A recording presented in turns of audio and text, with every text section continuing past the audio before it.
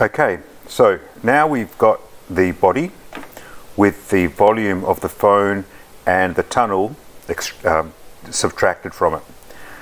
When we put the phone in, we now have a problem that there's mass here in front of the phone, so we actually won't be able to see the bottom bit of the front of the phone.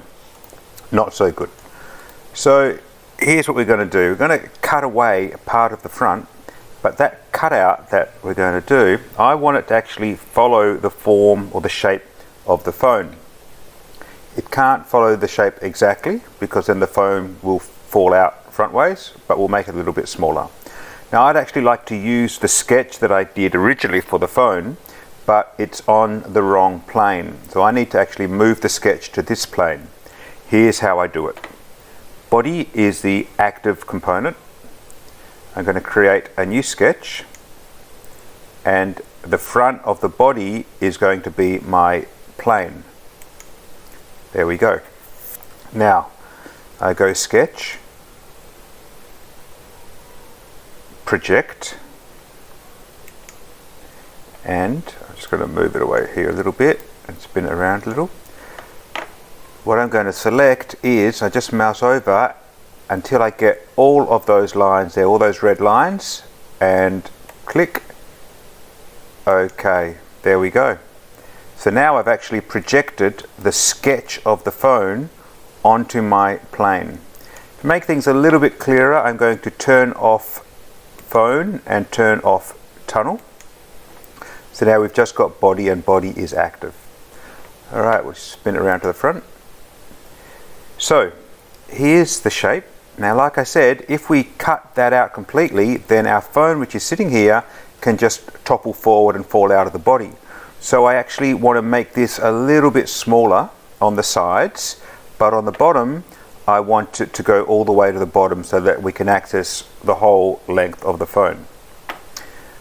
So what am I going to do? I'm going to go to Sketch, Offset. I've got Chain Selection selected. I'm going to select that line, and the offset, I'm going to make it 5 millimeters. Now it's gone on the outside, which is not the right way that I want it to go. So I can either put in -5, or I can just click on flip. There we go. Now it's gone inside, and that's exactly how I want it. Click OK.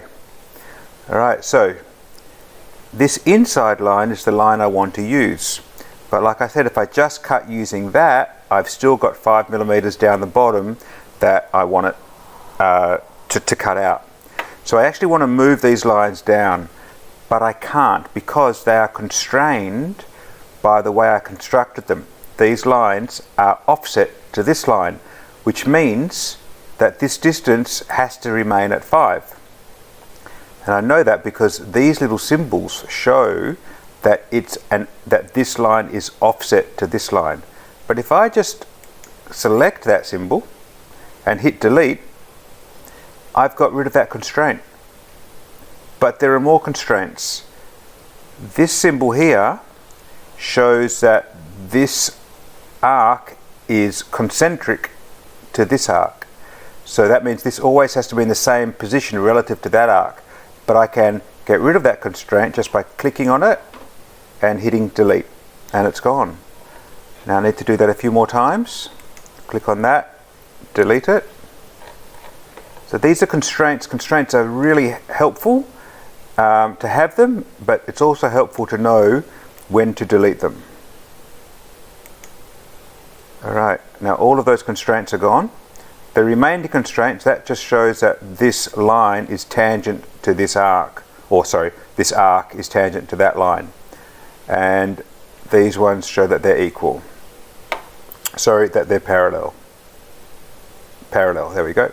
So that line is parallel to that line, and that arc is tangent. We can see, there we go, tangent to that one. Okay, so now I would just want to move this down. So I'm just going to right click, move, select, make my selection. I want to select that one, and that one, and that one, and that one, and that one. Move type is I'm going to translate it, and the distance I'm going Y, which is downwards, and I'm just going to go -5, so that should come down to there. Let's see if this works. Click, oh yeah, there it goes, and OK. There we go, awesome. Next thing, so I can either stop my sketch or I can immediately go and extrude. Doesn't make any difference. I'm just going to click on extrude. I'm going to extrude that shape.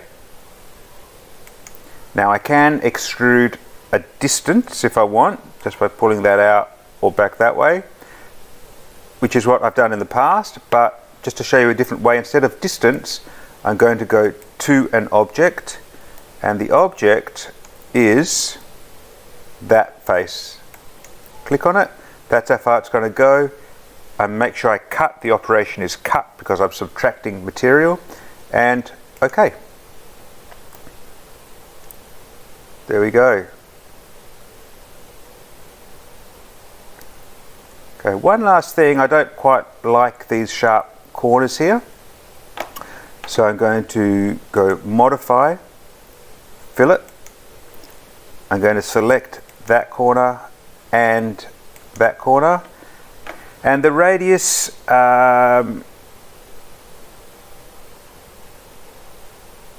is going to be, I'm going to make it 2. There we go, and click OK.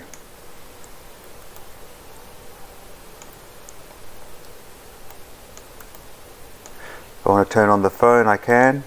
That's the phone.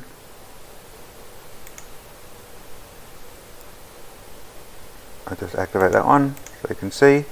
Yep. But I'll just turn the phone off because I don't want it. And save it. So that is the end of the body. I think it's looking pretty good. Next tutorial will be exporting this body into Slicer and slicing it up and creating a file for the laser cutter so we can actually cut out our 3mm ply. Thank you very much for watching this tutorial and doing your work along with it, and I look forward to the next one. See you later.